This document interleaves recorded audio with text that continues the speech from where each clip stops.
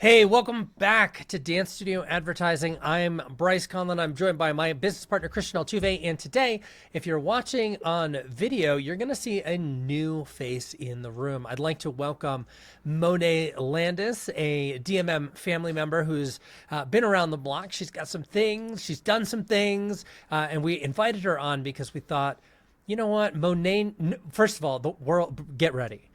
But the world needs Oh to yeah. meet Monet and all that she has. And so today we're going to have a very uncensored conversation about what it takes to be successful, as a studio owner. And Monet has some really awesome testimonies around that. So Monet, without further ado, welcome to the show. Hey guys, Hello. this is So good going to to be see fun. you. I have a feeling it's going to be dangerous. So, so Monet, for those who don't know you, and I know you've become something of a dance studio celebrity in the last year and a half, where everybody's like, "Oh, I know Monet." But for those who don't have the pleasure of knowing you, tell us a little bit about ZD Dance, where you're located, what you're about, and we'll start there to kick the conversation off. Hey everyone, I am Monet Landis, Miss Monet. I am the owner of ZD Dance Academy, and we are located in Prince George's County. I would consider it probably Southern Maryland, but we're right there at the cusp of DC and Virginia. It's all within 20 miles of our studio, and this is our 10th year in existence, believe it or not. Big 10. Big Ten, congratulations. So Monet, just to catch people up, when did we meet? Actually, remind me too, because I don't remember where or how we met. To be completely honest with you. So I like formally was referred to you guys by a friend of mine, Alicia of JMD Studios. She did the introduction. Well, actually, she was posting some things. I'm like, I'm looking to get into some marketing and see how we can grow. Because, of course, like most other studio owners, we had experienced some decline in our enrollment following COVID. And so it's like, again, we have to do something that we've never done before. How can we, flip this trend and get our enrollment up? So I was speaking to Alicia, and you guys came highly recommended. But I have been with DMM now, I want to say for 3 years. I think it is three Going on years. 4, yeah. 3 years, yeah, Pretty wild. yeah. So Monet, one of the things that always comes up when we're talking to prospective studio owners who have maybe they've seen us at Regold's Dance Life, they've seen us at Energize, they they book a call with us, and they always show up with this idea of like, oh, I can't afford marketing. And I want to just ask the question because I know the answer to this already. Could you afford marketing when we started working together? Woo, child. No, I thought I could not. I actually had to go to my billing manager and say, look, this is something that I think we need to do. And she said, first off, are you crazy? How are we going to afford this? And I did come to the table and say, look, this is what I'll do. I knew that on paper, it's like we can't afford it. But in my mind, I'm telling her, we cannot afford not to do this. We cannot afford to sit and do the same things that we've been doing. So, yes, it's going to get a little uncomfortable, but we're going to have to buckle down, make the sacrifice, and figure out what it is exactly that we needed to do. I came back to the table and said, look, I'm willing to take a cut or even eliminate my pay for 60 days. I'm going to give this 60 days. I'm going to give these guys a try. I'm going to give it 300%. Like I always tell, like 100% is not enough. I always tell my dancers and Mm. parents, I'm expecting 300%. So what you think is your best, you giving your all, that doesn't even top it. I said, Miss Carla, I'm going to give it 300% for 60 days. We're going to come back to the table. We're going to talk. If it ain't making dollars and cents, I'm gonna have to let it go. And that's what I told Bryce originally. I said, Yes, listen, you did. is this a contract type thing? How long am I locked in? Because y'all got 60 days. We, as a team, got 60 days. We have 60 days to make something shake, or I'm not going to be able to do it. I knew that I had within my own personal savings and allowance that I would be able to sustain my household for 60 days without income from the studio. So, and we made it work. And it's so crazy because within 3 weeks time, I had made my money back for the initial investment and the next month's payment. I think after that first payment, I haven't felt my payment again. It comes out sometimes, and I'm like, "Ooh, did we pay this month?" And I check the bank statements, and like, "Oh, yeah, they got paid," but we don't. We You don't haven't feel it. felt it. We Yeah. haven't felt that payment come out. So yeah. I That's amazing. I remember when you got the money and you're like, I'm ready to start this thing. I was fired up. Like your energy transferred us to give this the 300% on our end. And this is like you said, this is very much a team effort. Like you spoke to. This is not just you, it's us, but it's both. Um, Collaborating and partnering to make that happen. Um, I'd love to understand a little bit more about what is all involved in that 300% effort that you're talking about. Because I think, you know, the way your story sounds is we turned it on and classes were full, Yeah. but there's a lot in between, a lot of detail in between getting a Hmm. lead to getting them to pay. A lot of detail in there that I think is lost on a lot of student owners in the business side of things. So like, I mean, let's start there. Like, what makes up that 300% effort that led to such amazing results in the first month or two? Okay, so from you guys, I think it was really, I love the way that you guys met me where I was. Y'all met Monet right, right there. Um, we had a lot of discussion about what I see, how I envision the growth for ZD Dance. And you guys tailored my ads, my marketing to what I saw, because what works for other people in my area did not or would not work for me. But you guys say, okay, how do you want to do this? There are a lot of people I know at that point that were saying free trial, free trial, free trial. And I said, Christian, I'm not doing that. So, how can we work it out to where I get to charge? Christian said a lot of people doing free, and I said, I don't care. I'm not doing that. And he worked with me, and we set that up, because I think at that point, I don't know if there was anybody else that was doing paid trials, any other clients that were doing paid trials. So it was like a new thing, I think, at that, because that was what the conversation was like. Well, Mm-hmm. how are we going to set this up? How are we going to? And so, one, you guys met me where I was. You guys weren't trying to change my mind. I was fixed on it. You gave your suggestions. You shared with me some intel, some insight that you knew, and we rode with it. On my end, I had an open heart and an open mind. And I think that is what is critical. You guys were making suggestions, and I wasn't closed off. I wasn't saying that don't work here. My people can't do that. I said, listen, evidently what I'm doing is not quite working the way we want it to work. I was open, I was able to hear, and I was able to kind of just go with the flow. I was able to listen. I knew that you guys knew more about the marketing space than I did. And so I just opened my ears, opened my heart, and went with it. Then on the back end out, for me, I also was keen on following up. I know we'll talk about that, but when I got a lead, I was like, had to shake it off. You don't like to call people. I had to get out of that. I actually turned it into a numbers game. I know that I'm a super competitive person myself. I turned it into a numbers game. Like, all right, well, how many can I get this week? How many can I get today? How many can I call in this next hour? And so it wasn't me against any other studio. It was me against myself and what I knew that I could accomplish. And then on the back end, it took some time to put some processes in place, because it will not do us any good for you to bring us in hundreds of leads if when they come in, we're disorganized. Our front desk staff is rude and nasty.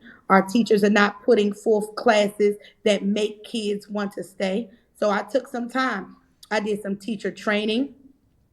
I created some trial info forms.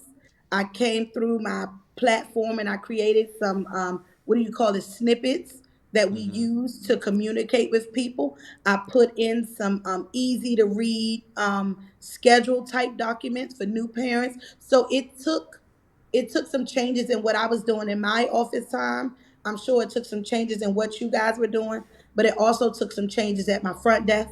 It took some changes in the studio and being able to work with my teachers and staff, because it's not just a one person thing. The entire organization Yeah. has to be on board. in order to make it work. Because I can call leads all day long, but if when they walk in that door, the front desk is nasty and rude, it won't equate to students. So sometimes it's more or less what we are actually doing or what we do behind the computer, but we had to train the smiling faces too. So work, work, work. Work, work, work. Yep, that's I what it want, was. one of the things that I love about this story that you're sharing now is I think that there is having been around the dance studio world for 4.5, going on 5 years now, and there is a danger that we see presented often with this idea of silos and disintegration. Everything stands on its own. And the story that you just told is one of integration, right? You had a missing part and we were able to come alongside you and partner with you, but marketing itself didn't solve the problem. You had all these other gaps that also had to get fixed to build a true, legitimate business that actually worked as a business should. And I love that story from that perspective. Because even the marketing, while it could highlight what you're doing well, an influx of students could very quickly highlight the gaps and the failures in your process. It can really expose your leaky buckets really quickly. So if we know that the ads are on point, they're getting the traction that they need, the cost per lead is down, all of that little fancy tech stuff, then we know that my follow up process is great, that we're actually going from lead to book trial, but then nobody is enrolling. It will expose what's happening in that classroom. Maybe the classes are not engaging. Maybe it's too long of a class. Like maybe you're trying to hold a class for 2 year olds for 90 minutes or something like that. So it will really expose where you need to make adjustments in either your operating procedures or just your plan in general, your business plan in general. Yeah. So let's unpack that a little bit. Because I think on this episode, we don't really need to talk about the marketing of the ads. There's plenty of other podcast episodes to our listeners to go hear about it. But just know that Monet and ZD Dance Academy is following the DMM playbook on the ad side. But that is just one piece of the story. What would you say, Monet, to studio owners? Because what you're talking about, it takes a lot of, you got to remove the ego out of it and have self-awareness to be able to look at these areas in the business to even face and acknowledge that there's areas of weakness, that whether it's customer Yeah. service, whether it's your teachers, and not every studio owner is willing to look at that. I mean, I'm not here to name drop, but there are clients that, and unfortunately, it doesn't work out with us, where they're like, I'm checking all the boxes. My front desk is perfect. My classes are perfect. It's all the marketing. How do you begin to look at this and recognize, like, for someone who, yeah, what would be your advice for someone to start looking at these other areas of business and making that connection to the whole enrollment and growth process? So maybe I'd say start with like writing it out as like a train, write out the enrollment process that their kids are going through, that a new lead is going through, and you will see where they tend to stop, like where the train tends to derail. But also it is an ego thing. We're human. We like to think we got it all together. I know how to do this. I've been in business for 25 years, Christian. I know what you don't really. So I would say maybe have someone else take a look at it. Like, you always want to have somebody maybe that's kind of removed from it, or maybe have one of your family members go through the process. Maybe one of your teachers go through the process from a parental side point so they can say, "Ooh, well, when you sent me a calendar with a super long list of class choices, I didn't really know what to pick." And then you can say, okay, so then maybe we'll go back and we'll look at that point in the process where maybe instead of just immediately shooting you over a 3-page PDF of class options, maybe we say, what age is your child? Okay, for 3 to 5 year olds, these four are the options. But until you take a step back and look, you won't really know, Mm-hmm. where it's falling off. Because you can bring the leads in, but Yeah. if at the booking point or when you give them the option to make the selection, that's where it stops, then that's the moment that you have to kind of hone in on and say, okay, this is where we need to do some work. But again, it's ego. If you think that you got it all in the bag and that you don't need any assistance, then nothing that you do, whether it's DMM or anything else, is going to work, because you have to be willing, again, we said, with an open heart and an open mind, to really look at your processes and to think that there may be a better way. There's just a Mm-hmm. chance that it might be another way to go about it. What they say, more than one way to skin a cat. Yeah. That's what they say. How do you get the ego? I mean, this is a little more philosophical than we normally get on this episode, but I think it's timely and in the podcast. But this is timely and important. How do you get the ego out of the way? Because and Monet, I love you. I'm just gonna be honest. You and I, we both show up with some ego. We both have a little bit of that. And so, how did you get out of the way enough so that you could actually have that open heart and open mind that has been so key to your success? So I say two things. One, I've always been that one to kind of like step out on faith and just kind of go with it and just, see if it works, see if it doesn't. Hey, and maybe it's that I'm just kind of have a laissez-faire type of attitude with some stuff. It's like, it's not that deep. If it works, it works. If it doesn't, we'll go back to the drawing board. But also, I did, and this is on a more personal note. I've been through this with you guys before, that I experienced a drastic and quick shift in a relationship that had me to not necessarily hit rock bottom, but it forced me to make some changes in my business that I had to make. It wasn't a do I want to try something different. It was a fight or flight, and we had to fight right now. We had to figure it out right now. This was either going to go or it was not going to go. And if it wasn't going to go, I had to make a decision to call it quits, or I had to quickly, shape it up. But I do think that along the entrepreneurial journey, that most times than not, you hit something. There's going to be a snag. There's going to be some type of situation where you're like, all right, playtime is over. Like this, and everybody knows it's something different for different people. It may be a death of a spouse. It may be, you know, anything. But Yeah. it's most times like a life altering, career altering moment where you really have to make the decision. Either I'm going to go all in on this and do it, and I'm going to have to push my personal feelings to the side and do what needs to be done, or I'm not. And so I had that moment, and that really flicked the light on the fire up under my Yeah. tail. Yeah.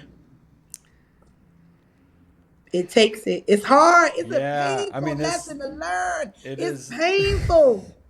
and It's that's the path. uncomfortable. That's the path people choose as entrepreneurs. And I wish it wasn't the case, but it does take reaching a bottom, whatever that means for you to, Yeah. okay, it's Like do it's or go die. time. Yeah. Uh-huh. Yeah. We've had that moment more than once here at DMM. No, And it takes that too. It's not just one time. Sometimes you no, gotta revisit. You don't learn that lesson.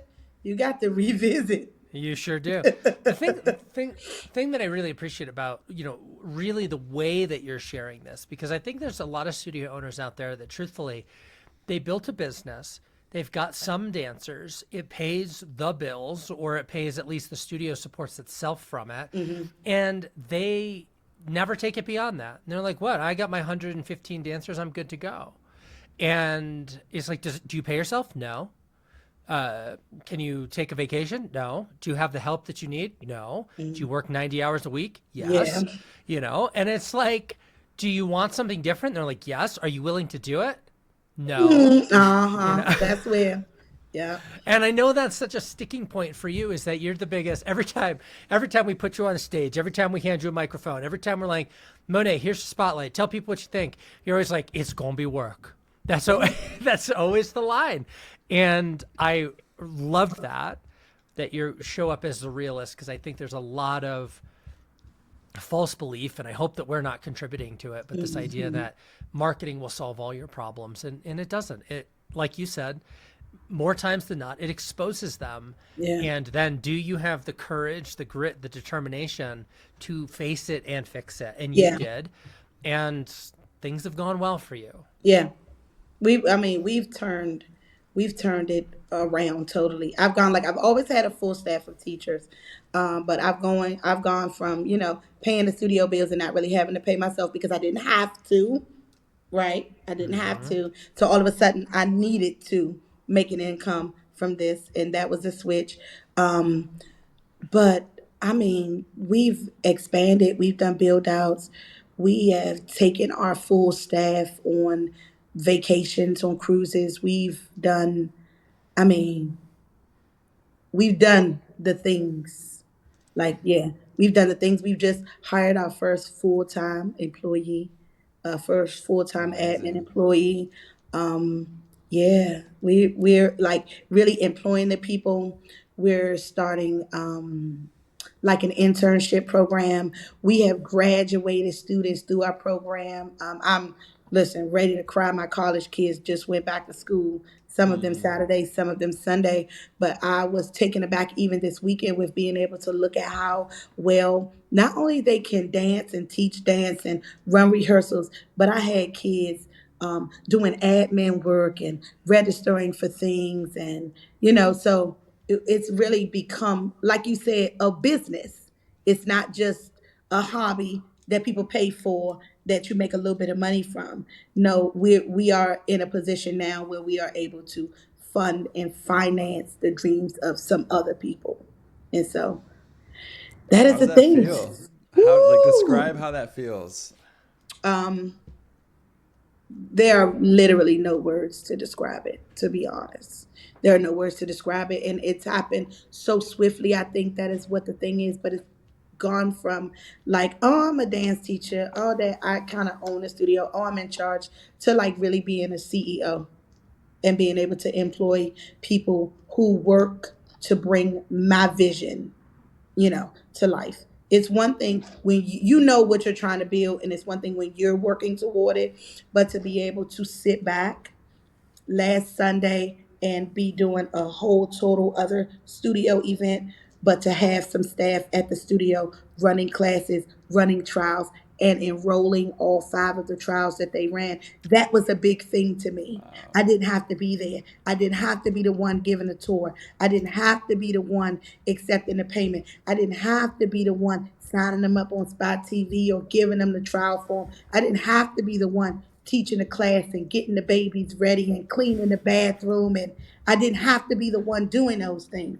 In fact, I was not even on site, and all of those things were done. They were done the exact way that I've asked that they be done, up to my expectations, and we saw the result. We saw 5 new enrollments from Hmm. people working my systems. That's a great thing. It's a beautiful thing. Yeah, that's it's crazy when you think about it. Yeah. It's really crazy, and it scares you because I'm like, oh, well, maybe during the lunch break at the event, should I come by the studio and check on the classes and do? Miss Carla's like, no, they got that, we got that. I'm like, okay. But then when we sent the conversion text and enrollment, boom, registration fee, boom, text. We loved it. She can't wait to come back. Boom, the text messages are coming in. Registration fee, enrollment. They buying uniforms. They're doing it. So that also let me know they're ordering shoes. I'm getting shipment notifications and all this stuff that's happening automatically. It also let me know that the plans and the systems that I put in place, they were executed to its fullest extent. I ain't had to do nothing. So now I'm like, maybe I won't show up on Saturday morning.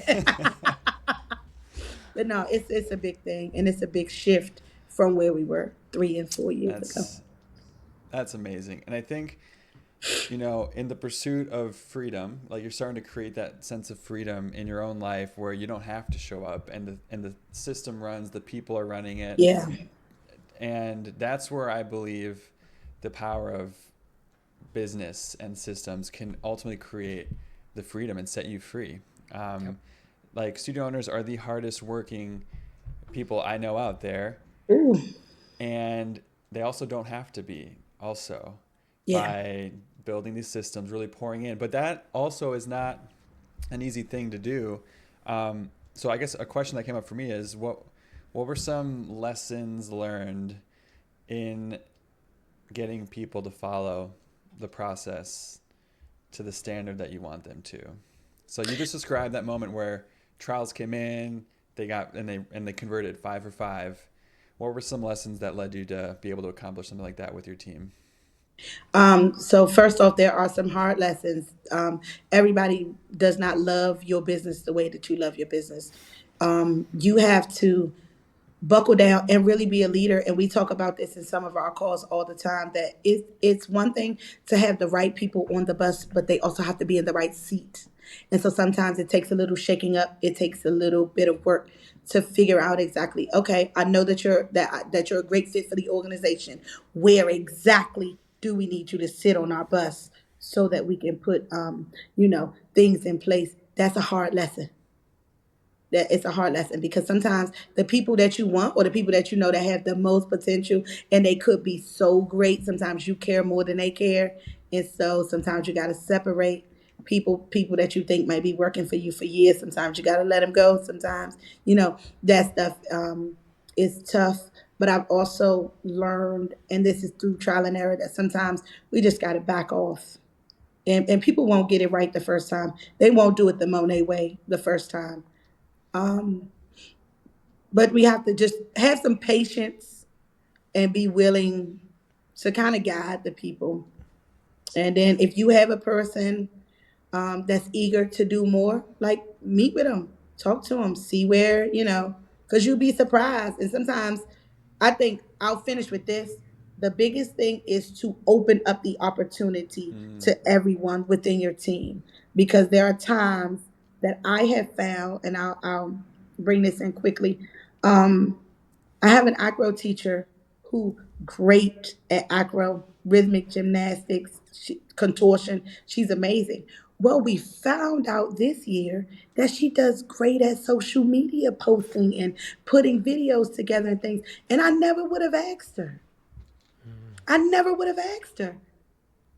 Just because you assume that these are not the things that they like to do. Well, she loves it. She does a great job. I was able to not have to we outsourced it to her, but not to go outside of the organization. I could add her in a few admin hours a week. She's already teaching. She's already taking the videos. She loves the kids. She knows the names. She knows what they can do. She's already familiar with the studio. I'm familiar and comfortable with her. But had I not just put it on the table for anyone who was interested, I would not have known. I would have mm, went out, spent money, not knowing that I already had that in my wheelhouse. So that was probably one of the biggest things. And that has happened a few other times with different stuff. Like, you never know, there's somebody who may they like sewing. You never know, your top teacher like to sew. So then when you're looking for a seamstress to tighten up some costumes for the recital, you've taken them to a tailor, you've done this and spent all this money, and you have somebody that's like, oh, I could have sewed an extra strap on that. I could have, so just put it out there. People are oftentimes willing to help, but when we are such strong personalities, which we have to be as leaders, they don't know how to help us. We also don't know how to ask for help. And so that's where you got to just kind of open up. But yeah, that's probably the Love biggest that. thing. Love it. Okay, so I'm going to take this as an opportunity to sort of pivot our conversation, because that's a perfect segue in this idea of asking for help. And one of the big things that I remember the call when we were all together and you said, you guys, I have to tell you something. And you shared some big news with us about really paying down some money that you owed. And I'd love it if you just tee up the conversation to help our listeners understand, because everything that we've talked about so far led to this success story that you're about to share. And so if you're listening along going, where is this going? It's all culminating to here, but you had to understand the backstory to even understand what it is that we're about to say. So Monet, talk to me about where you Woo! were. Wee! All right. So you guys know me, listeners, viewers, you guys know. But I'm normally a pretty easygoing person. I'm a people person. I'm a pretty jovial person. But not to say that that was a front, that's me, right? But then I also had some areas that I was really struggling with. And from just from a personal tip and the way I grew up, I don't like owing anybody any money. But when COVID hit, it hit us hard, as you guys know. And so we put a lot of things on credit. Um, you fall behind in rent because you're trying to pay the people because you don't have teachers that can work, or you have parents. We had parents that lost jobs. They weren't able to continue to pay for their lessons. But the landlord that I had, he didn't give a crap. We were still being charged full payments, even though we weren't making any money. And so we ended up having to move. We were paying for storage, and we end up in a new building, which we did a build out for. You have to put some things, on credit, or like payment plans and different things. So over the course of COVID, long story short, we ended up with a total of about maybe $55,000. Wow. Yeah, it was about $53,000, just under $55,000 of debt. Whether it was back rent, because we were collecting the money that we could collect, and then we were paying our staff to make sure that our people, I'm big on my people. I wanted to take care of my people. I wanted to make sure that my people were able to get paid, that they could feed their families, and that they could pay their rents and things. And so basically we spend all of our money on staffing and things like that, and then we'd send our landlord what every dime that we had left. Sometimes it was enough to clear the bills, sometimes it was not, which resulted in us owing some money. We end up leaving that space, like we said, did a build out, but it puts things on credit. It has you buying new chairs for the lobby on Klarna, and just really robbing Peter to pay Paul, to try to make sure that our dance families and our kids had a safe haven. Because it was also critical to me that we kept the studio running during COVID, because the kids needed that socialization.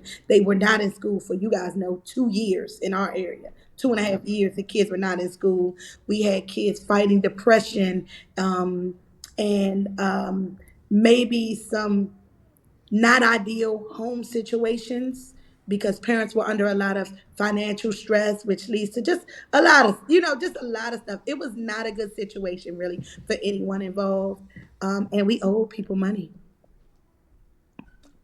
And it was great. The kids were in class, living their best lives. They were enjoying it. We were enrolling. But then it's like, okay, are we gonna be able to do this another month? Can we pay? How can we pay our current stuff? We owe stuff. We have credit card bills. We have this. We have that. And I just buckled down, y'all. And I say we enrolled, and I mean I called back every single lead, and I booked every trial, and we were. I had to sit down with my staff, like, y'all, listen, we need to up this by about 100 students, and it's going to take everybody playing a critical role. Front desk, you've got to be on top of it. I mean, teachers, you need to teach. You need to be on the floor with them toddlers. You need to do, you know, everything. We need to make sure that every person that comes into this building has an experience that is unlike any other. That when they come in here, they do not want to leave. And I mean, I called, I followed up, we did text messages. We did everything that we could. We updated the website. We were running this ad and doing this thing. Um, and we really fought for every enrollment that we got. And I stashed money, and I stashed money, and I stashed money, and I held, everything. And woohoo, I'm about to cry right now. We got to a point where I looked in the savings. I said, "Oh, we got enough. We can pay this. We cleared that. Boom, credit card paid off. All right, we got enough. We can pay this off. All right, boom." I went and I looked into what our rent balance was, and I looked in our bank account, and we had more than enough money. I logged in. I paid it. I mean, this is something that my sister and I super close. My mom and I super close, but there are just some challenges that you don't want to share with everyone, because it was weighing me down, and really it was nothing that anybody else could do. So I didn't want to be a burden to what they had going on. I did it silently. I worked my literal behind off. I did everything that I could do. I stayed up. I sent emails. I called people. I mean, I literally worked and worked and worked, and I stashed and I stashed and I stashed. And we ended up having a deadline where they're like, if you guys don't pay, we may have to, we may have to close. And so I said, okay, I'm not going to let that happen. I had about 60 days. I went to court. I said, Judge, give me 60 days. Give me 60 days. I'll get the money. Give me the days. He said, all right, but this is the last extension we can give. The last extension we can give. And I mean, I put every dime, every new enrollment, every registration fee, every little leotard profit, every ticket sale, everything. We forced all types of money into that account. One night, the night before the deadline, it was about probably like 11:30. I logged in. And I think after we paid all the credit card debt and all that stuff that we owed as well, it might have been like 30,000 that we needed to pay. I made that payment, and I think the next morning, it's so crazy because I made the payment, and my immediate thought was, God, what is Bryce's phone number? Like, I would have called you. No, in all seriousness, I would have called you right then that night. And I'm like, okay, we got office hours tomorrow. I'm sitting back with chilling. I let everybody do their little spiel, and it's like, okay, well, let's do our check in. And I was like, whoo. I can't, I was just super excited to share with the two of you, but also with the community. That's another thing. Like, we're Yeah. not even talking about that, but that's just another thing that that separates DMM from being just any old marketing group. We really are a family. And like I said before, I wanted to tell my mom or my aunt or, my dad or my sister, I thought about y'all, and I'm like, oh, wait till I tell them we were able to pay. I mean, I took a screenshot of that zero balance, and I just was like, y'all, look, we did it. We worked super hard. And so I tell people, like, working with DMM, and again, y'all put in the work, and I put in the work, my staff put in the work, but literally saved the studio. And studio owners, like, don't be embarrassed by it, because, yeah, we had 150 students, and we were still in debt. We had two sold out recitals every single time, and we were still in debt. We had people calling the phones every day trying to register. We had full classes, but we were still in debt. Right? This is not just, oh, we didn't have enough students to pay the bills. Nah, it wasn't quite that. But COVID really did a number on people that Yeah. was really, unless you were a business owner in that time, I don't think you'll ever understand like the stresses Yeah.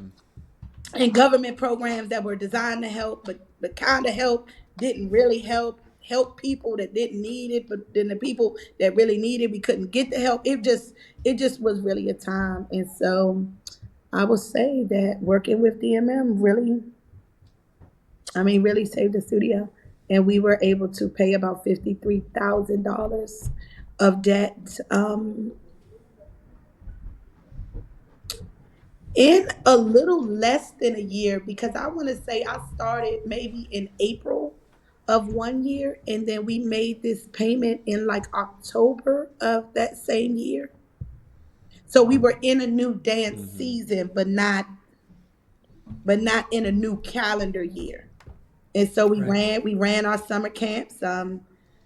Ooh, summer is a whole nother thing, because it was a whole different summer when I went to Bryce saying, I want to pay my people more. What do I Well, need hold to on, hold do? on, hold on, hold on, hold on. You got to slow it down. I So, mean, y'all, we've done so many things. so this is one of the reasons why we absolutely love working with you, Monet. Is first of all, you're a little bit like talking to a can of Red Bull, which I absolutely love. Um, the second thing is I just want to put a fine point on what you just shared, because first of all, if you're watching the video, then you probably noticed Christian and I getting a little sniffly as Monet shared the story as well, because we really felt that with you, Monet. Like, we never want to take a dollar out of somebody's pocket if we can't at least put two back in. And I remember just being really in one sense afraid when we found out how much debt you had. We were like, oh my God, she could be paying down this debt. And I think in a very real way, you helped. I won't speak for Christian, but you helped me to really see the mechanics behind this marketing system that together you, me, Christian, our team at DMM had built that was creating opportunities. And I just wanted to say thanks for showing up on this call and being honest and real about that. I'm not letting you go yet because I still want to talk about summer, because that was such a profound thing. And summer for so many studio owners is It's a dry season, but you can flip it around. You can flip it around. I want to talk about that, but first I just want to make sure you're hearing, like, thank you for sharing that story, because I think there's a lot of people who needed to hear it, because I talk to studio owners every day that show up and they've been in business for 25 years and they cannot figure out why their studio isn't working the way it did 15 years ago. And it's like, we live in a new world. Yeah. The pandemic changed everything. Yeah. Yeah. All right, so let's tell that summer story, because this was a big part. This is a sticky wicket. Summer is the dry season for a lot of studios, and you just told the story how you started in April, right? And you paid your bill in October. Well, most of those months in between are summer months, realistically. Months, yeah. And you did a fantastic job. And the conversation did start with, I want to give my summer staff a raise. And so take us back to that, and then the conversation that you and I had, and ultimately how that all contributed to you being able, your summer really was a major factor in being able to pay off that debt. And I'd love it if you could just tell that story and thread the needle for studio owners who are listening. Okay, so that was two different summers, So that initial summer, we ran our classes like as normal, but we still were like packing with crazy trials and all of that stuff. Got it. Okay. Okay, so then it was the following summer. Got it. Okay. Okay, so now we're not starving anymore, right? Now we are living in the overflow, right? Now we got a little money to play with, because we had really, that first year, we really were just fighting to stay alive. And so we were just packing money to get all things clear. Okay, so now we're at a zero balance and we're paying our bills every month. Because throughout the entire thing, we were also paying our bills currently. And that was what the whole big thing was. Like, not only did we pay off $53,000 of debt, but we also stopped accruing more debt. Huge. Yeah. Right? So we were enrolling enough kids to keep us current on what we had. But then also you have to really imagine how you have your goal number, and that's what you need to make everything happen for the current. But imagine your goal number times 2, where you had enough to not only pay for what's happening now, but also pay for what happened then.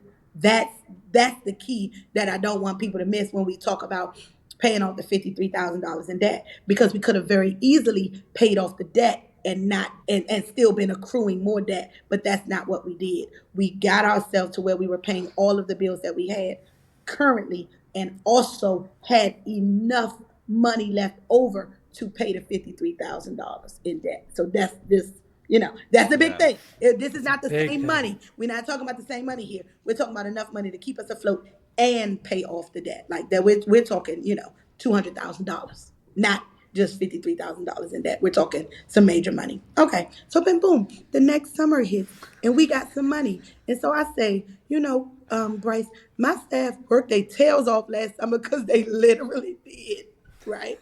They literally did. All of us. But I would like to give them a raise. And so how do I go about doing that? I'm a numbers person, as is Bryce. And so I book. So I don't know if you guys know how DMM works, but we typically work with our account manager, which I happen to have the lovely Christian, but we normally see Bryce like on our group calls. And so I'm like, Bryce, can I get it to one-on-one time? He like, Monet, what do you want to talk about? I'm like, no. No, like, seriously, can we set up a meeting?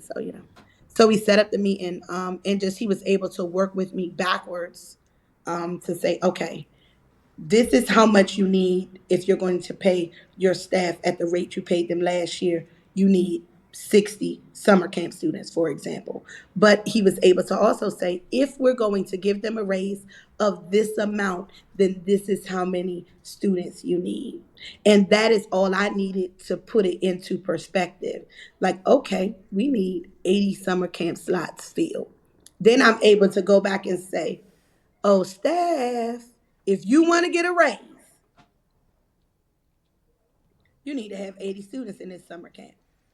So if that means summer camp parents stopping by on a Saturday because they want to tour the facility, it means being cheery, even though you've taught all day long. It means, being happy go lucky and really taking them on a tour. It means calling the people back. Well, why are people calling about summer in January? Those are the planners. Those are the parents that we want. Yep. So it also, and it becomes a struggle, especially for the front desk, because that's also recital time. That's also whether it's winter recital or whether people are looking for their summer camps in May and April. It's like, well, we can't be calling people back about summer because we're trying to fight for our lives for recital. But you have to literally be doing it all. And so, because I was able to say, if you want to get paid at this rate, 60 kids is all we need. But if you guys want to raise, then we need, say, 80 kids. It really helped to put it in perspective for all of them. And so they knew, what was happening. Love that. And it helped. They were Love able that. to play a big role in achieving our goal. So Yeah. then everybody felt good about it. So it's like, all right, we've officially hit 80. So that means raise, here we come. And so it just helped to build the enthusiasm and the morale around enrolling the students. Love that. Love that. I'm hoping that if you're listening to this today, that you are taking some of this to heart, that you're taking it seriously and recognizing that building team goals can go a long, long way. Yeah. And being honest about numbers can go a long, long way to achieving big outcomes. You don't have to carry it all on your own. You don't have to shoulder the whole weight and, be a good guy or, and being like, oh, I'm going to give a raise even though I can't afford it. Like, no, just Yeah. tie it to a team goal Yeah. and say, listen, Yeah. here's our number. If we hit this, then we all win. Massive. Yeah, being upfront is really key because it may also change how your staff approaches things. Like if they know, all right, right now, guys, we're not hitting our goal number. We don't have enough students. We need 15 more students, or we're going to have to cut some people's hours. We're going to have to cut back on pay. Then you see them being more enthusiastic about trials or maybe not complaining when you bring a bunch of new kids into the studio Saturday after Saturday because they know this is what the studio needs to thrive and survive, and so that I can continue to get paid, or so that I can continue to teach ballet, which is my love, so that I can continue, to teach the basics of tap, which is, so you gotta be a little more forthcoming maybe than what you think. It's one thing to just make it seem like, the studio's in good shape, we're good to go, but sometimes the studio is not. Sometimes it's not. And you can't do it all alone, and you need the help of your staff and your team, but they can't help you if you can't put them in a position to help you. So you got to be forthcoming and be willing to share, where you are and be vulnerable with them, because a lot of times they have your back more than you ever know. Yeah. Mm-hmm. And it just takes making that ask. Yeah. Making the Yeah. ask. Giving, like you said Yeah. at the very beginning, creating the opportunity. You create opportunities by asking for help and saying, hey, this is something that I need help with. And then you were surprised by who steps up and shows Yep. you something that you didn't know they were capable of. And now your team is creating motivated, they're fired up, and they're like, I get to bring another superpower to the table that Monet Yeah. didn't know about and Yep. make this dream happen. Yep. Love it. Well, we need to put a bow on this episode. Monet, I want to just give you the last word on this because you've been exemplar in how you have led your business coming out of the pandemic. You've taken some risks. You've put in the time. You've done the work. You've built the team. It's paying dividends. It's paying off extremely well. You've learned some lessons, good, bad, ugly, Yeah. hard. If you had to leave our listeners today with one final parting piece of advice, what would you say to those studio owners who are sitting out there today going, oh my God, I want her life? What would you say to them? Don't be afraid of the work. Don't be afraid of the work. No matter what you do, no matter what program you're a part of, no matter what type of marketing that you try to do, whether it be like Facebook ads or whatever you try to do, it's not going to be a magic pill. You have got to work. It's going to be hard. It's going to be uncomfortable. You're going to have to get up early. You're going to have to stay up late. But you are going to be able to quickly, I think, reap the benefits of that hard work. But nothing will work unless you do. How about that? That's a good one. Love that.